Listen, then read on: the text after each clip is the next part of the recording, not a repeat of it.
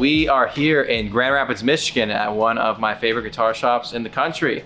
We are here with Tone Chasers, Paul and Shawn. We're gonna check out the shop and we're gonna talk about these guys' stories. So come along the journey. But where do we start? I don't even know. I mean, as soon as you walk in, we want it to be like sensory overload in here. So it's like floor to ceiling, wall to wall guitars. Guitars, amps, effects, anything guitar related. So as soon as you walk in, we got Gibson stuff. The only brand that we carry new is Reverend, so we have a healthy supply of Reverend guitars. And then the two lanes that we cover most readily are vintage guitars and heavy metal guitars. So we always have a pretty good selection of good, high quality heavy metal guitars. And then that blends into our Fender section. We have a really, really healthy lefty section, a bunch of killer vintage Fender amps, and then onto our acoustic wall. We're going fast. We got to go all the way back to the Gibson section. I do want to say, you got to do one brand new. Reverend is a really great one to do. Totally. They have so many cool guitars and nice people too. Top right, that's the Kirk Hammett V, right? Yeah, right. 2021 Murphy Lab H1, complete with gaff tape included. Yo, that's awesome. I haven't seen one of these in person yet. It's Check it incredible. out. Ooh, not a bad weight either. Checking is absolutely incredible. Yeah, there you go. Is that even part of the aging on the guard there? Where it's like, yeah, that's some attention to detail. The case has a bunch of tape on it, like stickers like he had on his. It goes all the way with it. This feels like a guitar you just took out of like a guitar boat because of all like the gaff and all that. Right. That is cool. Oh yeah. I'm glad you're taller than me because I could not. So this is a Murphy Lab as well, right? So this is earlier than that. If I'm thinking right, that one's like, geez, double check, 2012. Cool. But yeah, it's like the only pickup that works is the bridge pickup. It's all for show. Love it. You know what else is for show? Oh yeah, fun detail. Allegedly, that's not a real headstock break. That's just drawn on there, so it looks like it. Very, very cool. That's a crazy detail. I love these SG Gothic guitars. They're very, very cool. And you even get Mr. Orville himself. It is hilarious being in here without music. I'm so used to it being like vibed out. Deafening. I hate it. Every time I walk in and there's not music playing, it's like the first thing I notice. Oh geez, I didn't even show you the front. This is like, oh, I mean, this is my personal thing kind of right now. So we have every iteration of a Big Muff from the iteration until the Sovtek stuff, with the exception of a V4. So if you got a V4, sell it to me. Call me. Please. They really need it. This has been mentioned a lot off camera, so please, we have a V4. You know somebody who does. I know somebody who needs one. He's right here. I have to give a major shout out that they also had a Sovtek MiG 50 that they hooked me up with, and I've been making a lot of noise with it, so awesome. Thank you again. Reaver did a few videos. We lent them our collection, and they did a video using mini synthesizer and a couple of the drum effects that they have.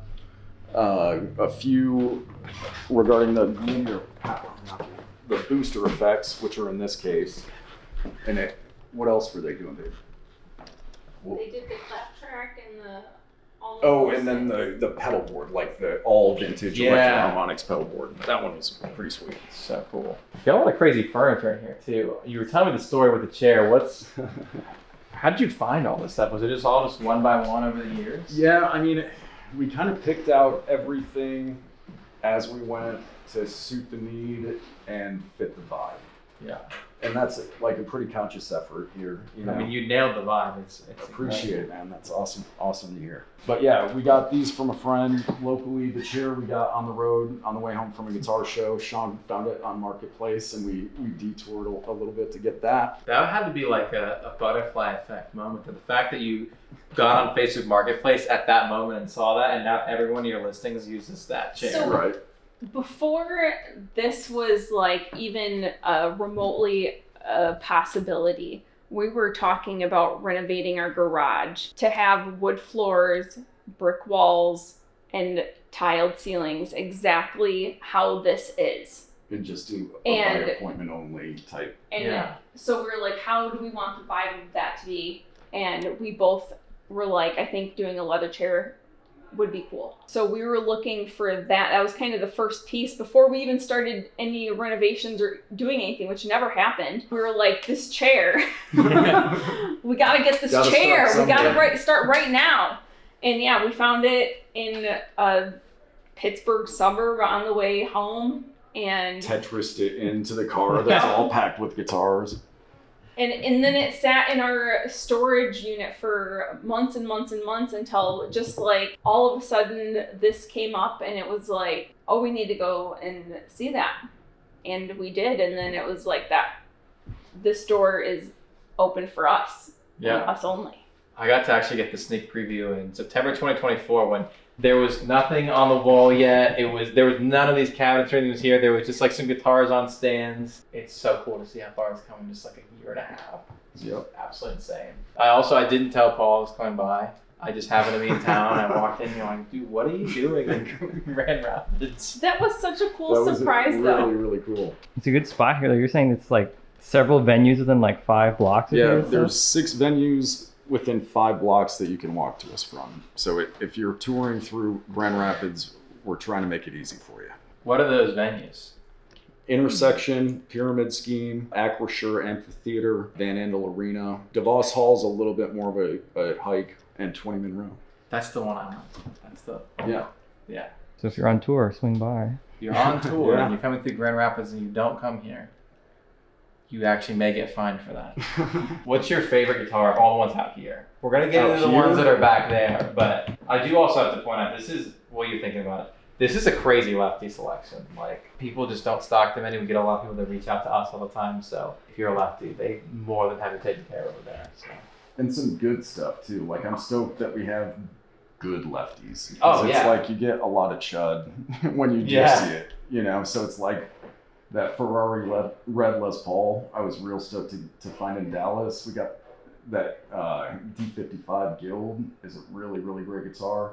And a standard Les Paul, or a classic Les Paul from '97. Just killer workhorse, you know.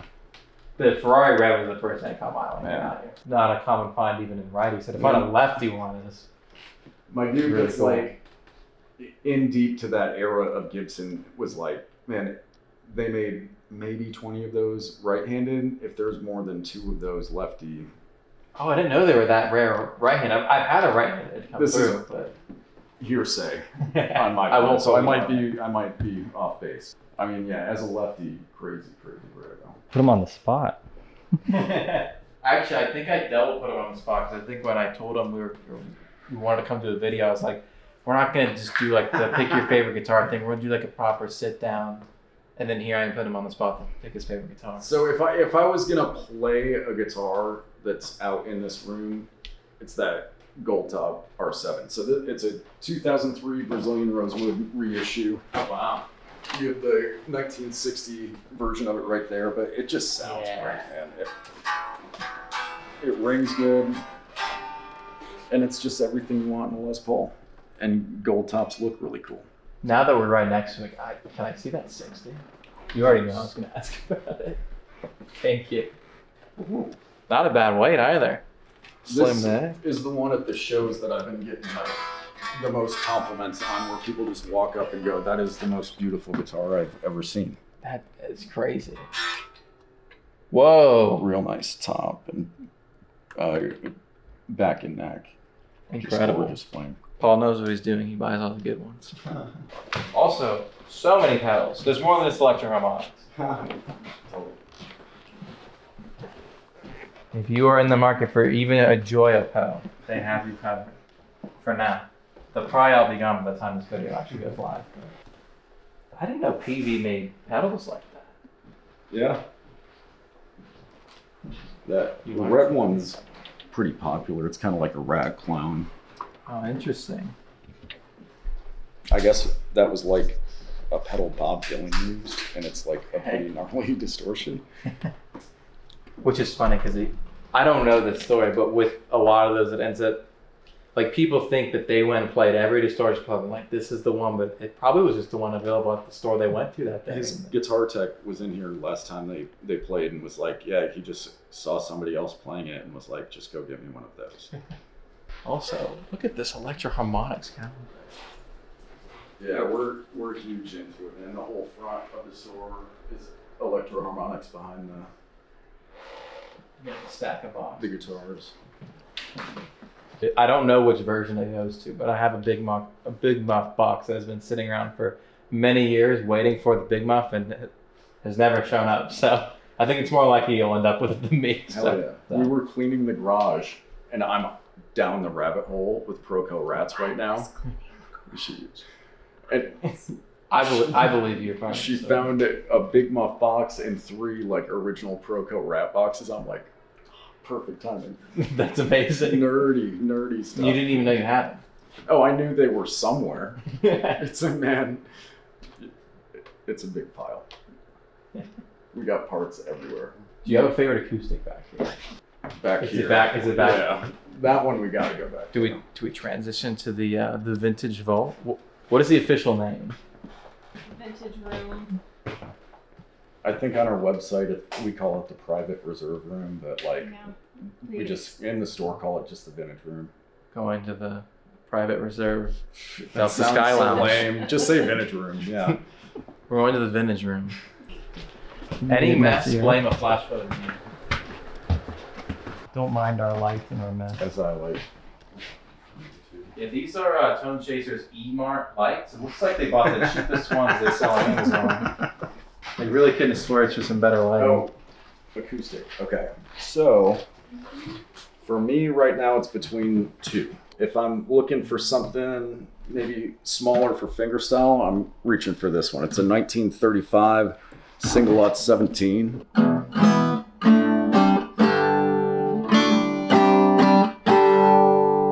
So yeah, for a small guitar, it still sounds pretty big. But if I need a Dreadnought, we got a 1966 D18.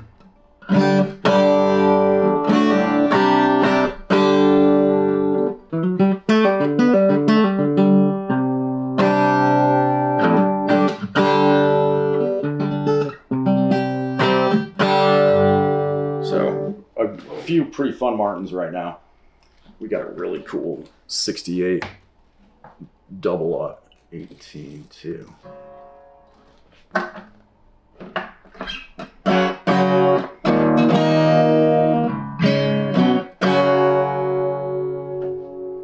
How do you bring people back here, basically? That's the question. If you're somebody who wants to come back. I mean, we're pretty loose with it. You have an appreciation for guitar, this is open to you. We aren't like uppity about it or any of that kind of thing. We want to show everybody what we have to offer. And anybody who is respectful can come enjoy the things that we have to show. Are you guys not doing the appointment situation like you were doing before? Yeah, we have like after hours things that we can do and that kind of thing if somebody is so inclined. Like we've had clients that are a bit bashful, so it's like they don't want to play in front of other people and that type of thing. So it's like we can close the store down for an hour, let them have the run of the place, you know, hone the experience to them, make them comfortable and get them what they need. You're meeting people wherever they are. Trying to make it easy for people. There's even more back here. We got some crazy Marshalls. We got an SG Special. Well, if you're into SGs, he's going into the vault of the vault right now. Oh, it's like an actual used vault. In the spirit of finding furniture that fits our vibe, we're getting very serious now. we found this on Facebook Marketplace because we were trying to find storage for some of the nicer things that we have, and it just couldn't be anything modern. Yeah. It just wouldn't fit. Totally. And so we found this safe, and for a very reasonable price. And so we drove out to the other side of the state to pick it up.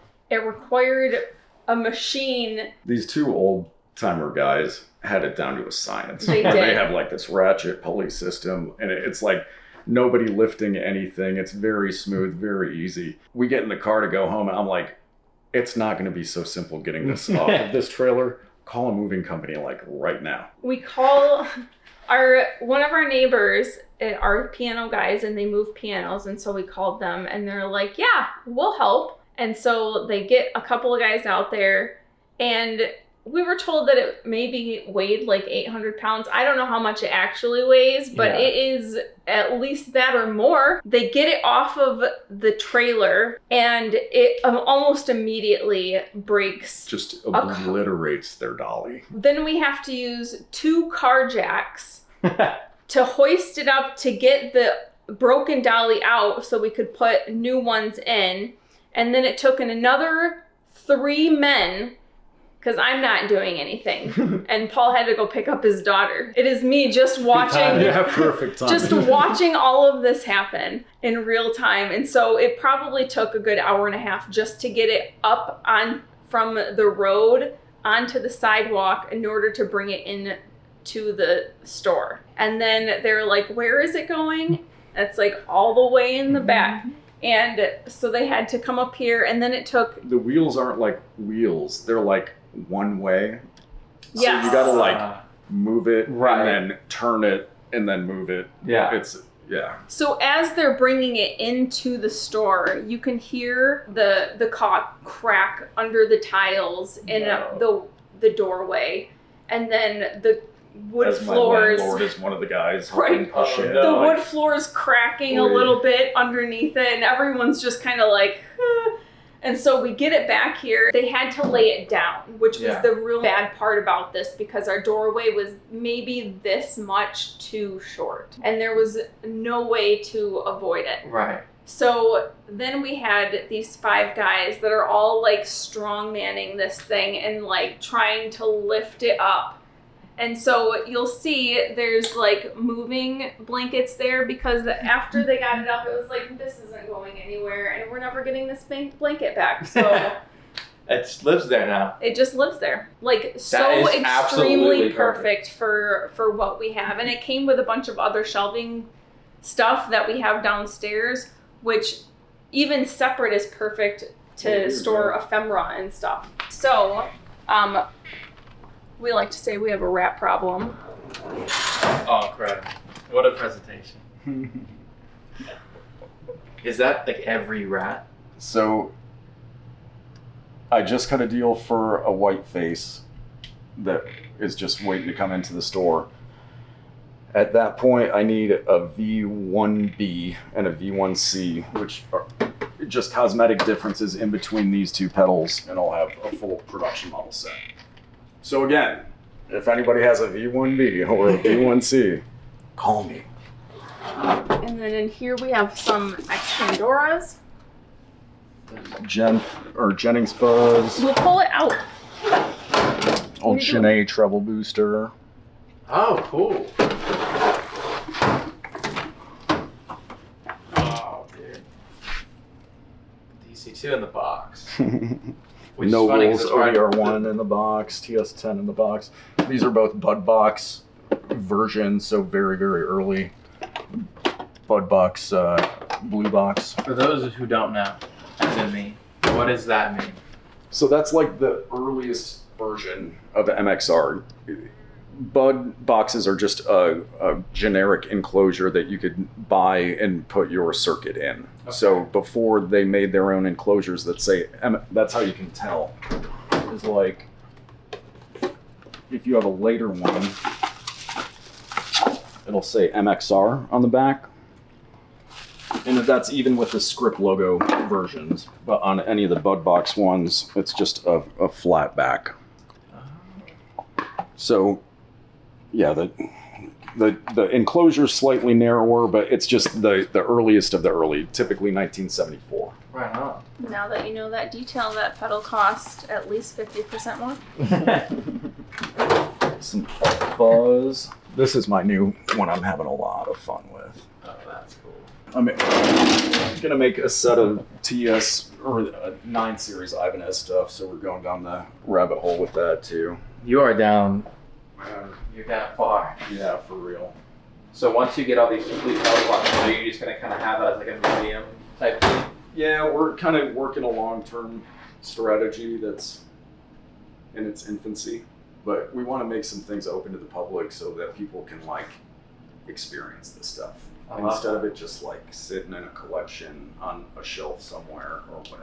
And Michigan has a lot to offer that way, because like rats were done in Kalamazoo and Gibsons were made in Kalamazoo, and so it's like we have all this really rich, historically important music history in our backyard, which is pretty awesome. It's like Christmas. Oh my god, dude! It's 1961. 61 Les Paul custom triple pickup situation. Look at that. This is gorgeous.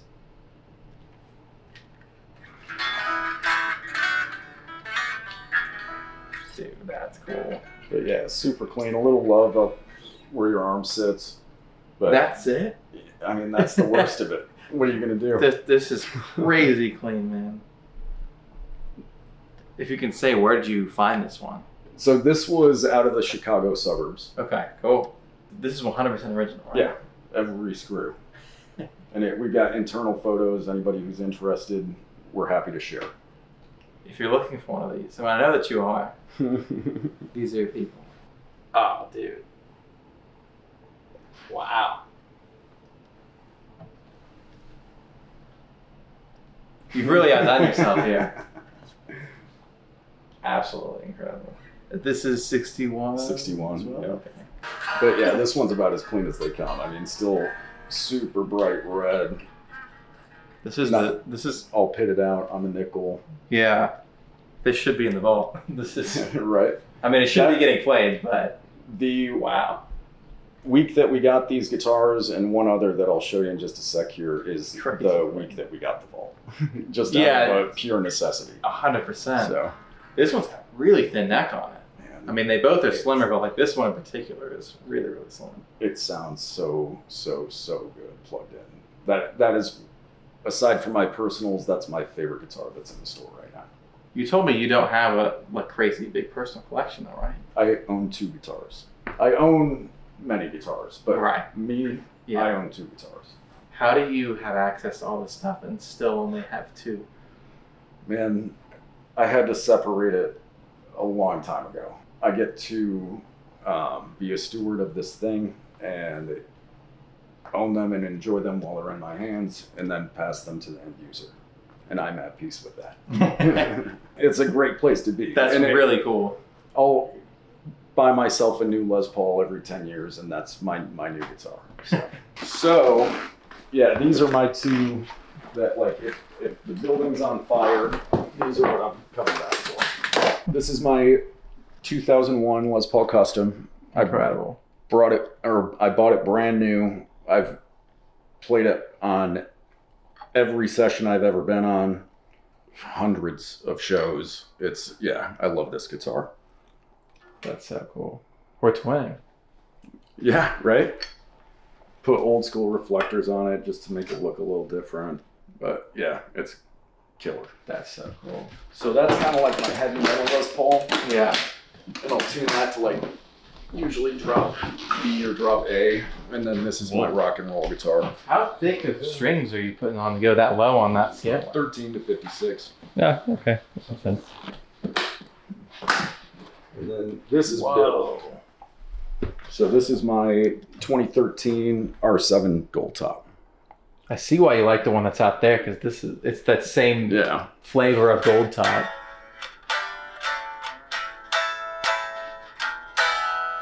But yeah, this is the one, man. Oh, dude. The neck's like perfect. It's chunky, but it's not like unapproachable chunky. Right. Very rock and roll. Dude, that's sick, man. Right. Well, and it's like, I'm kind of an old school guy. 2 original Les Paul colors with gold and black, you know. It works. What else do you need? At any point, like, was your personal collection big? And then you had to like... Oh, completely. If Okay. you met me pre-divorce, it was over the top. In 2021, I had a 61 Les Paul Standard, a 57 ES-175D, these two guitars, a 65 SG Standard, like, You're I'm going to show very you a much a Gibson picture guy through of and my through. old house. Wait, oh my goodness. I'll send you the picture, but... Yeah, it's more please. fun that way. Oh my gosh. How did you let go of that?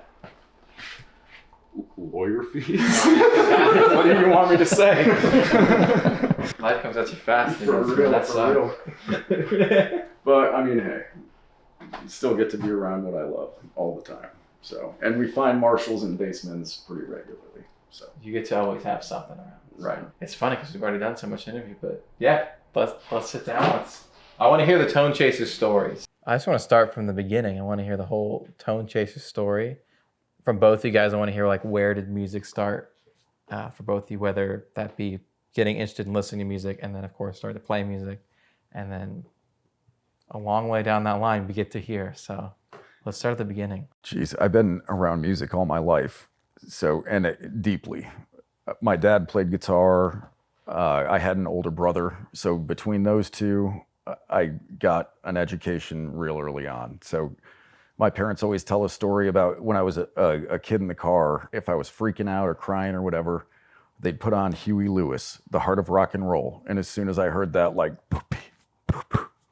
I would just shut up and like look at the radio and everything's cool then. So it's like music always had an effect on me from birth. Then having an older brother, it's like then I got Metallica and Megadeth and Pantera as all of that stuff was just happening. So between those two, my dad was like a big rock and roll kind of guy. So I got rock and roll from him and the heavy metal stuff from my brother, and it's all really good guitar music. So that kind of like led me down a path. I started playing when I was 11, and it just kind of constantly has snowballed throughout my life past that point. Guitar is my lifelong pursuit. What about for you? I'd say road trips with my family, and my parents only listen to oldies music. So I grew up with everything pre-1975. And that is all I really had to listen to until I was maybe a young teenager. And then it was, my mom would listen to like the soft pop music, like all your Mariah Careys. And so I really learned to love singing in the car. And that is like 100% my vibe. I'm not a player, but I appreciate how the effort that goes into learning those things. And as I've been in this industry, which is still pretty new to me, it is more interesting to me to learn how people appreciate guitars differently and like what they feel is comfortable and what they like about certain guitars, or what, you know, the pickups or whatever, all the different details that you can learn about some of these things and how they make or how they affect the sound of your guitar and what you're trying to do, I think is really, really interesting. I'm going to steal a question from the first ever podcast that this guy Jeremy from this band Touche Amore does. I just thought this is perfect for you guys. What was the first artist or album that you guys found that felt like your own, that wasn't from like a sibling or a parent or anything like that, where it was like, oh, this is mine, and like I found this? I still stole it from my brother, but Sepultura Chaos AD. It was just like super heavy. I'm getting goosebumps thinking about it, man. Killer record. So before there was algorithms that fed you what you were supposed to like, I had the Columbia House subscription, and they would send me CDs, like 3 CDs a month. And a lot of times I didn't really know what they were sending me, but I would at least listen to it. And this is so dumb, but I guess it's not. I don't know. Before I got this CD, I was like, I hate John Mayer. He's so dumb, and I hate his music. And then I got the Continuum CD as one of my subscription things that they just send you, and I loved it so hard. And then I became a John Mayer fan, and so here we are. Where does playing in bands start for you? Pretty early after I started. So I started playing when I was 11, and it started doing like the having friends over that also played, and we would hack around in the garage till my mom came and yelled at us. It was probably starting when I was 12 or 13. Playing in like an actual band probably when I was 18, and then more seriously, I moved to Arizona with my band when I was 21. So that, sent me to a different part of the country and set me on a different path. What was the name of the band you moved to Arizona with, and like how far did you guys take it with that project? That band was Tastefully Your Hero Dies, which then became Murder All Traitors, if you can guess what type of music it was.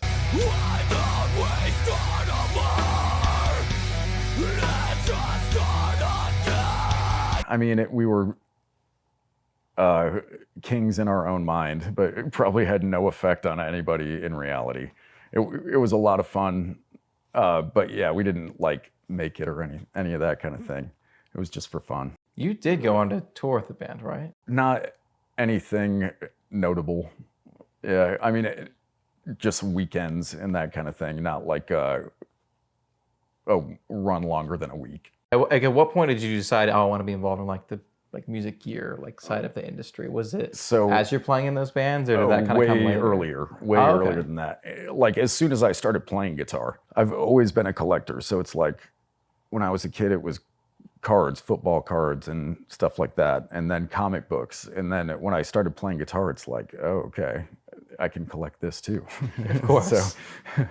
So, yeah, I was the kid who would get Musician's Friend and read it cover to cover every month, multiple times. So yeah, the bug bit real hard. At what point did you get into like not just buying guitars and gear for yourself, but like actually starting to sell stuff? Was it that like classic, like just selling stuff to get to the next piece of gear, or like when did it become more than just that? I flipped my first guitar for a profit when I was 14 years old. Oh, you were early. What were the means of that? Like, what was it, Craigslist or? No, so I was on a trip to see my brother in Chicago, and there was this store for Z Sounds when they had physical locations. And they had a Les Paul Standard marked as a LP 100. And at whatever this was, 13 years old or 14 years old, I knew enough from reading Musician's Friend constantly that no, a Standard has binding and an LP 100 has no binding and is a bolt-on neck. So like, just knowing what I'm looking at, I got a $450 guitar for $250 and then used it for a year and sold it to a kid at my school for $425 or something like that. So it's like really close to the new valuation. You did a good job. I was a good salesman at the time. So. Was Guitar Center the first that was proper company you? Yeah. Okay. When did that start? So that started June of 2003. So yeah, just past 23 years in this industry. So what position did you start at there? Just regular sales guy on the floor. Just worked up from there. Yep. It was, I realized very quickly how little I knew working there. And I was lucky enough to have some people that were patient with me and gave me good information and listened more than I spoke so that I could take that information and run with it. And so how did you climb up the ladder to get into what you ended up doing, which is what led to this? So when the band moved to Arizona, I had a job when we first moved there, and I was no good at my job at that point. So they didn't want me back. Yeah, for real. What job was that? At Guitar Center. Oh, they didn't even... So the Guitar Center in Phoenix, I didn't do so well when I was at that store. So I met a girl while I was there, moved back to Grand Rapids shortly, and then moved back to Phoenix to pursue that. Went into the Tempe Guitar Center, met Bill Frazier, who's been a friend and mentor for 20 some years now, and he gave me a shot. And beyond giving me a shot, like taught me, it molded me. That kind of like got me on track to do good. And once I got on that, the bug bit, and it's like success just made me want to grind harder. There was a couple years I was like top 10 in sales in the company. Went on in Tempe till 2016. Then I moved back to Grand Rapids to start a family, and this market wasn't, they weren't selling high-end guitars at the Guitar Center. Just to be real blunt, they weren't selling good stuff at that store. And I was used to working in an A-level market that has the best guitars that Guitar Center has available to them. So I worked with Nick Conte, our mutual friend, to create a position for myself as a regional vintage buyer. And that's what I did for the last 3 years that I was there. I had a pile of money for every show and a checkbook that was infinite. And I was able to just go buy whatever I could at X margin, and was able to grease a lot of wheels and make a lot of relationships. And I never presented it as I'm Paul from Guitar Center. It's just, I'm Paul, you're dealing with me. I had cards printed with my name and my phone number on it, not Guitar Center's. How did they feel about that? They didn't know. I mean, dude, I was printing money for that company. Yeah. So who cares You got at a the lot end of of the leeway. day? So after 3 years of that, it went from a friendly agreement between Nick and I and very clear parameters to now I'm dealing with a district manager and my store manager and a regional manager and the head of vintage acquisitions. And everybody has a different metric that they want to judge you by because they all have different skin in different games. And it just became lame. Yeah. So I had created a jumping off point for myself and jumped off. That's also crazy that you got to use Guitar Center's money to like learn. Yeah. Did you make any like blunders where you bought something that you... Dude, I didn't lose money on a guitar deal till it was my own business and my own money. Really? Every guitar you bought, Guitar Center was able to mark up. Yeah. That's a crazy And sold flex. at a profit. Yeah. Wow. That's a crazy track record. Well, yeah, I guess. How did you kind of transition from being the Guitar Center guy? Even though I know you weren't really marketing it like that, but how did you transition to like, okay, I'm going to put my own money into this? And what did that look like? Like, how did you start? Was it more online? Was it the local? So part of the thing for Guitar Center was, as the buyer, I would do the trade shows and all the outside acquisitions. So it's like, I had 3 years of cutting my teeth doing that, so that when I walked out, all I had to do was like, okay, now I'm just booking the table for myself instead of on the company card, it's on mine. Yeah. And then just walked in and it's business as usual. That's an easy transition. Right. So yeah, by that point too, I had just gotten things up and going with Reverb. My eBay at that time was pretty doing very well. So yeah, between the trade shows and Reverb and all the platforms, it just kind of worked. When do you meet Shawn in this? So The day after Father's Day 2022. When we were both broken human beings. He picked me up in a white van. Oh, this should have been a sign. Dude, I had just done a trade show. I had this transit van on rental for like a month because it was a better rate. Oh, trust me, I know. So that's what I picked her up in.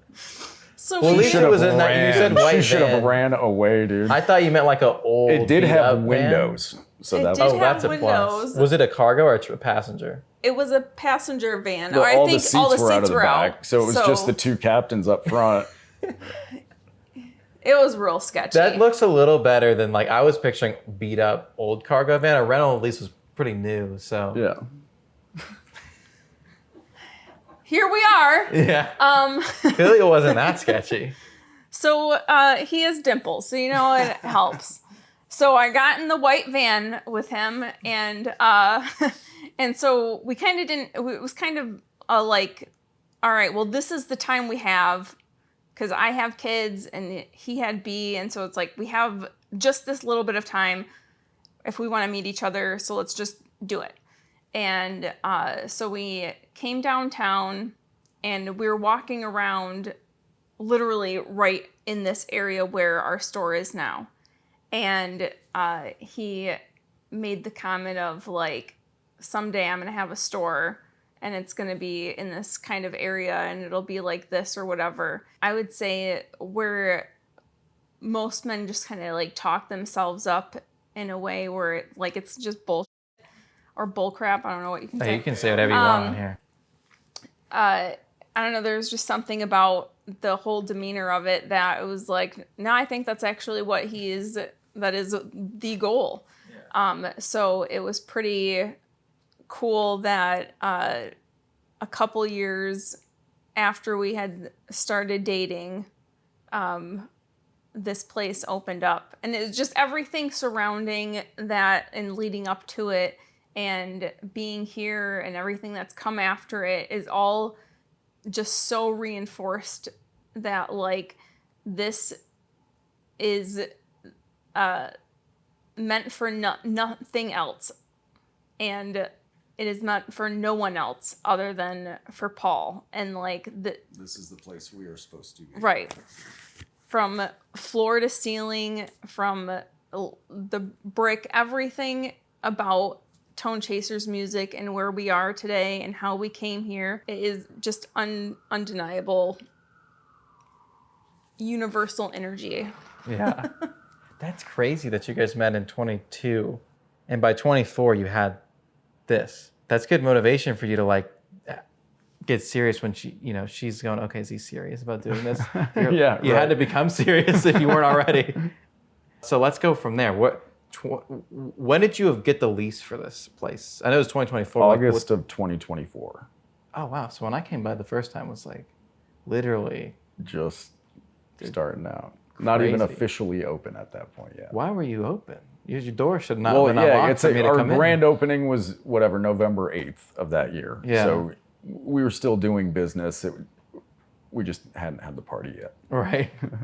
What was kind of the craziest story from the build out? Because it went from just an empty room to like what you just saw out there. What was the craziest part of how all that came to be? I mean, it's just the constant flux of like, okay, we're in a finite space and it just keeps growing and growing. So we have to adapt to that. Yeah. I mean, it is like, we were getting gear so fast, and it's like we still have a hard time keeping up with the influx of stuff.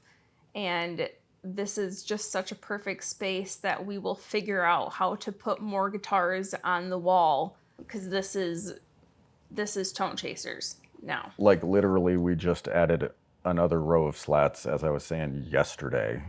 Crazy and timing. Have a bunch more going up in the coming weeks. So, yeah, we're gonna pack this place full of guitars, floor to ceiling. Incredible. I mean, you're already getting there. We've already got literally cases almost touching the ceiling there. So, what does the future hold here? What are your big plans you haven't got to do? You've got to check a lot of the boxes so far. So, you're sitting in a pretty great spot, literally and figuratively. But like, what have you still not got to do yet that you're like a vacation?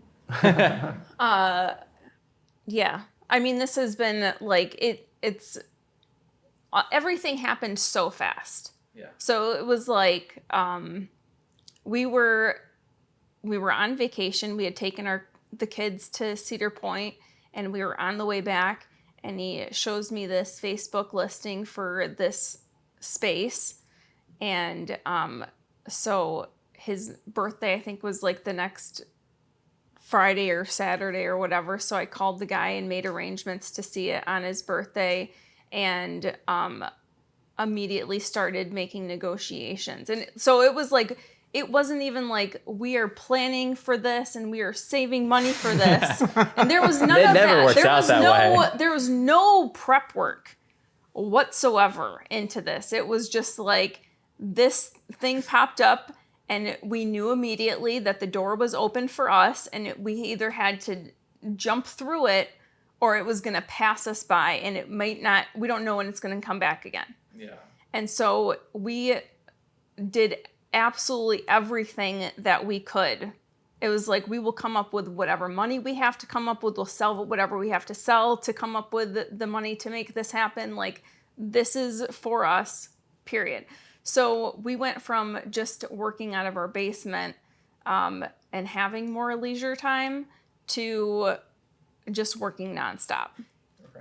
And more as the business has grown in the last even 3 to 6 months. It's been pretty crazy. For anyone watching that has a business idea that you're waiting for the perfect time to do it, just know there's never a perfect time. And if you're going to take anything away from this, that's you guys just made it happen. When it was time, you just did it.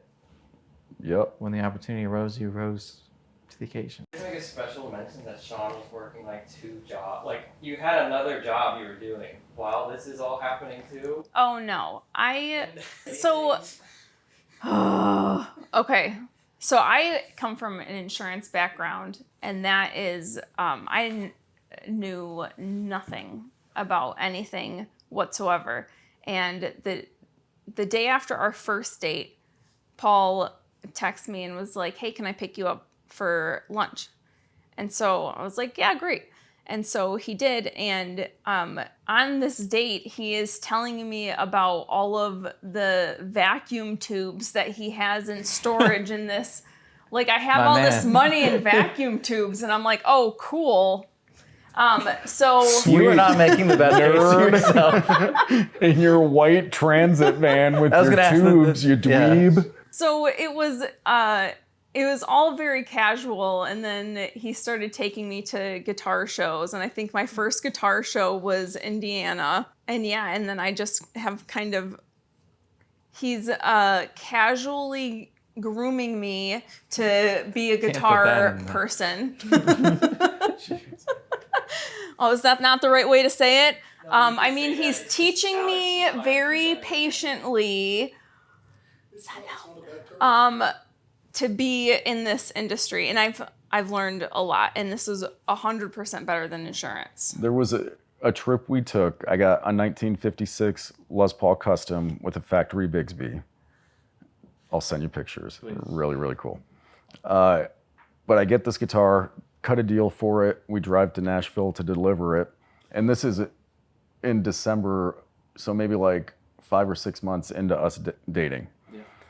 I go sell this guitar for cash, and she sees me walk away with a roll of cash that could choke a donkey. And then she stopped asking questions about what I'm spending money on for guitars and amps and stuff like that. So got on board. I remember one of our dates, you were nerding out about some guitar, and the way you were like explaining, it was like a Paisley guitar, I think, and you were explaining the checking and how they did these guitars, and this is how you knew it was vintage or whatever it was, whatever details this that it's was. Fabric. And my only point of reference for these kind of people, because there are a kind of people, is, you'd be like the guitar expert on like Pawn Stars. That was my reference point. And like 100% true though. Like don't ask questions you don't want to hear for an hour and a half. Like I asked one time, like, what's the difference between all the big muffs? Do they all sound the same? And I was like, oh man, I don't want to hear. He was like, I thought you'd never ask. Well, they all have different circuitry and blah, blah, and I was like, oh man, I didn't want it. That's not what I wanted. Let me tell you about the first 7 variations in excruciating detail. So you learn not to ask questions unless you really want or need with to examples. know. That's right, that with examples. Except the V4. And now I know too much. I know not enough and too much at the same time. I mean, I feel the same way about everything. It's like, I know enough to know that I feel like I don't know anything. It's just a crazy world out there with way too much information, and there's no simple answer to anything. Man, that's what I love about like our relationship or a lot of the other trade show dudes, though. It's like we're all smarter than any one of us, and like the rising tides raise all ships type absolutely. mentality. It's cool that that's the vibe. 100%. It's always cool, like reaching out to each other, like, oh, like I don't know anything about this. Like, what am I even looking at here? Right. And then when people reach out to me, it's like, oh yeah, that's like this, whatever. For sure. So it's cool. I feel bad a lot of times I don't have the answer. People reach out about stuff. I'm like, dude, your guess is as good as mine. Thank you guys so much for having us here, and thank you for letting us take all your time and Totally. hang out Thank and tell you your so story much and all for this. being here. Yeah, I've known you guys for, I guess, most of this now for almost 4 years, and I didn't know most of that. So Awesome. so cool. Events or anything you guys want to plug Oh yeah. to promote or anything? Not really. I mean, just the usual socials. I'm trying to make sets of Big Muffs and Rats. And the rat thing is a personal project that's like, I don't want to talk about it quite yet, but let me say it a different way. I don't want to say too much about it. Off the record. Yeah. It's for a public exhibit that we're getting involved with that is going to be really, really cool and good for our city. Come to Tone Chasers in Grand Rapids on Division Street. What is the 121 Division Avenue South. We're right in the heart of downtown. What's for dinner? There we go. Oh, I don't know what time it is, but we're probably gonna be late. It is 8:05. Oh, we should We go. are late. Bye everybody. We're done now.